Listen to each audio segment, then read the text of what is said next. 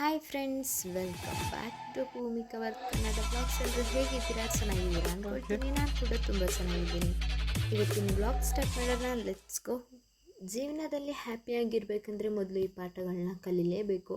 ಮನೋವಿಜ್ಞಾನದ ಪ್ರಕಾರವಾಗಿ ಹೆಚ್ಚಿನ ಜನರು ಜೀವನದಲ್ಲಿ ಲೇಟಾಗಿ ಕಲಿಯುವ 7 ಪ್ರಮುಖ ಸಂತೋಷದ ಪಾಠಗಳನ್ನು ನಾನು ಇವತ್ತು ನಿಮ್ಗೆ ತಿಳಿಸ್ಕೊಡ್ತೀನಿ. ಬನ್ನಿ. ಜೀವನ ಅಂದ್ರೇ ಒಂದು ರೀತಿಯ ಸುಖ ದುಃಖಗಳ ಸಮ್ಮಿಲನ.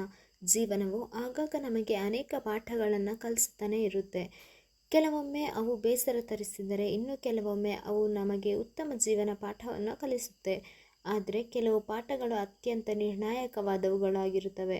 ಆದರೆ ಅಂತಹ ಪಾಠಗಳು ಜೀವನದಲ್ಲಿ ಸ್ವಲ್ಪ ತಡವಾಗಿ ಬರುತ್ತೆ. ಜೀವನದಲ್ಲಿ ಲೇಟಾಗಿ ಕಲಿಯುವ 7 ಪ್ರಮುಖ ಸಂತೋಷದ ಪಾಠಗಳು ಯಾವುದ್ಯಾವುದು ಅಂತ ನೋಡೋಣ ಬನ್ನಿ. ಫಸ್ಟ್ ಒನ್ ಯಾವುದಂದ್ರೆ, ಪರಿಪೂರ್ಣತೆಯ ಅನ್ವೇಷಣೆ ಬೇಡ.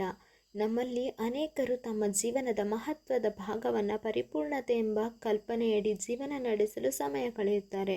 ಆದರೆ ಪರಿಪೂರ್ಣತೆಯ ನಿರಂತರ ಅನ್ವೇಷಣೆಯು ಹೆಚ್ಚಿನ ಒತ್ತಡ ಮತ್ತು ಅತೃಪ್ತಿಗೆ ಕಾರಣವಾಗುತ್ತದೆ. ಸಂಶೋಧನೆಯ ಪ್ರಕಾರ ಸಂತೋಷವು ಪರಿಪೂರ್ಣತೆಗಾಗಿ ಶ್ರಮಿಸುವುದರಲ್ಲಿ ಅಲ್ಲ, ಅದು ಜೀವನದಲ್ಲಿ ಅಪೂರ್ಣತೆಗಳನ್ನು ಒಪ್ಪಿಕೊಳ್ಳುವಲ್ಲಿ ಮತ್ತು ಪ್ರಶಂಸಿಸುವುದರಲ್ಲಿದೆ. ಸೆಕೆಂಡ್ ಒನ್ ನೋಡೋದಾದರೆ, ಸಮಯದ ನಿಜವಾದ ಮೌಲ್ಯ.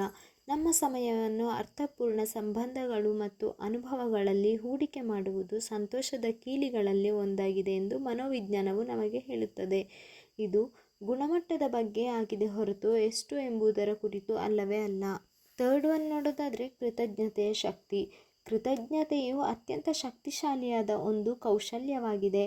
ಆದರೆ ಸಂತೋಷವನ್ನು ಬೆಳೆಸಲು ನಾವು ಹೊಂದಿರುವ ಕಡಿಮೆ ಬಳಕೆಯ ಸಾಧನ ಮತ್ತು ಕೌಶಲ್ಯ ಇದಾಗಿದೆ. ಅಧ್ಯಯನವೊಂದರಲ್ಲಿ ಹೆಚ್ಚು ಕೃತಜ್ಞರಾಗಿರುವ ಜನರು ಜೀವನದಲ್ಲಿ ಸಂತೋಷವಾಗಿರುತ್ತಾರೆ. ಹಾಗೆ ಫೋರ್ತ್ ಒನ್ ನೋಡೋದಾದರೆ, ಸ್ವಯಂ ಕಾಳಜಿಯ ಪ್ರಾಮುಖ್ಯತೆ. ಸ್ವ ಆರೈಕೆಯ ಕಲ್ಪನೆಯು ಮನೋವಿಜ್ಞಾನದಲ್ಲಿ ವಿಶೇಷವಾದ ಪಾಠವಾಗಿದೆ, ಏಕೆಂದರೆ ಇದು ನಿಮ್ಮ ಸ್ವಂತ ಅಗತ್ಯಗಳನ್ನು ಅರ್ಥ ಮಾಡಿಕೊಳ್ಳುವುದು ಮತ್ತು ಅವುಗಳನ್ನು ಪೂರೈಸಲು ಸಮಯವನ್ನು ತೆಗೆದುಕೊಳ್ಳುವುದು ಆಗಿರುತ್ತದೆ. ಆದ್ದರಿಂದ ಆಗಾಗ ನಿಮಗೆ ಸಂತೋಷವಾಗುವ ಕೆಲಸದಲ್ಲಿ ತೊಡಗಬೇಕು. ಹಾಗೆ ಫಿಫ್ತ್ ಒನ್ ನೋಡೋದಾದರೆ, ದುರ್ಬಲತೆ ದೌರ್ಬಲ್ಯವಲ್ಲ, ಅದೊಂದು ಶಕ್ತಿ. ನಮ್ಮ ಭಾವನೆಗಳನ್ನು ಬೇರೆಯವರ ಮುಂದೆ ವ್ಯಕ್ತಪಡಿಸುವುದು ದುರ್ಬಲತೆಯ ಸಂಕೇತವಲ್ಲ. ಆದರೆ ಸತ್ಯವೆಂದರೆ, ನಮ್ಮ ಭಾವನೆಗಳನ್ನು ಯಾವುದೇ ಅಂಜಿಲ್ಲದೆ ವ್ಯಕ್ತಪಡಿಸುವುದು ಒಂದು ಸಬಲ ವ್ಯಕ್ತಿತ್ವದ ಸಂಕೇತವಾಗಿದೆ. ಮನೋವಿಜ್ಞಾನವು ದುರ್ಬಲತೆ ದೌರ್ಬಲ್ಯವಲ್ಲ ಎಂದು ನಮಗೆ ಹೇಳುತ್ತದೆ. ಇದು ಒಂದು ಶಕ್ತಿ. ಇದು ಸಹಾನುಭೂತಿಯನ್ನು ಬೆಳೆಸುತ್ತದೆ, ಆಳವಾದ ಸಂಬಂಧಗಳನ್ನು ನಿರ್ಮಿಸುತ್ತದೆ ಮತ್ತು ವೈಯಕ್ತಿಕ ಬೆಳವಣಿಗೆಗೆ ದಾರಿ ಮಾಡಿಕೊಡುತ್ತದೆ ಅಂತ ಕೂಡ ಹೇಳ್ಬೋದು. ಹಾಗೆ ಸಿಕ್ಸ್ತ್ ಒನ್ ನೋಡೋದಾದರೆ, ಕ್ಷಮೆ ಕೇಳುವುದು ನಮಗೆ ನಾವು ನೀಡುವ ಸ್ವಾತಂತ್ರ್ಯವಾಗಿದೆ. ನಮ್ಮ ಹಿಂದಿನ ದ್ವೇಷಗಳು ಮತ್ತು ಅಸಮಾಧಾನಗಳ ಭಾರವನ್ನು ಯಾವಾಗಲೂ ಹೊತ್ತುಕೊಳ್ಳುವುದರಿಂದ ನಮ್ಮ ಮನಸ್ಸು ಸದಾಕಾಲ ಭಾರವಾಗಿರುತ್ತದೆ. ಇದು ನಮ್ಮನ್ನು ಋಣಾತ್ಮಕತೆಯ ಚಕ್ರದಲ್ಲಿ ಸಿಲುಕಿಸಬಹುದು. ಇದರಿಂದ ನಾವೇ ಹೆಚ್ಚು ನೋವನ್ನು ಅನುಭವಿಸುತ್ತೇವೆ. ಮನೋವಿಜ್ಞಾನವು ಕ್ಷಮೆಯ ಶಕ್ತಿಯನ್ನು ಸ್ವಾತಂತ್ರ್ಯ ಮತ್ತು ಸಂತೋಷದ ಮಾರ್ಗವಾಗಿ ಸೂಚಿಸುತ್ತದೆ. ಇದು ಏನಾಯಿತು ಎಂಬುದನ್ನು ಮರೆತು ಬಿಡು ಅಥವಾ ಇನ್ನೊಬ್ಬರ ತಪ್ಪುಗಳನ್ನು ಕ್ಷಮಿಸುವ ಬಗ್ಗೆ ಅಲ್ಲವೇ ಅಲ್ಲ. ಅದರ ಬದಲಿಗೆ ಕೋಪವನ್ನು ಹಿಡಿದಿಟ್ಟುಕೊಳ್ಳುವ ಹೊರೆಯನ್ನು ಬಿಡುಗಡೆ ಮಾಡುವ ಮಾರ್ಗವಾಗಿದ್ದು ನಮ್ಮ ಮನಸ್ಸಿನ ಸಂತೋಷಕ್ಕೆ ಉತ್ತಮವಾಗಿರುತ್ತದೆ. ಹಾಗೆ ಸೆವೆಂತ್ ಒನ್ ನೋಡೋದಾದರೆ, ಆಂತರಿಕ ಗುರಿಗಳ ಅನ್ವೇಷಣೆ.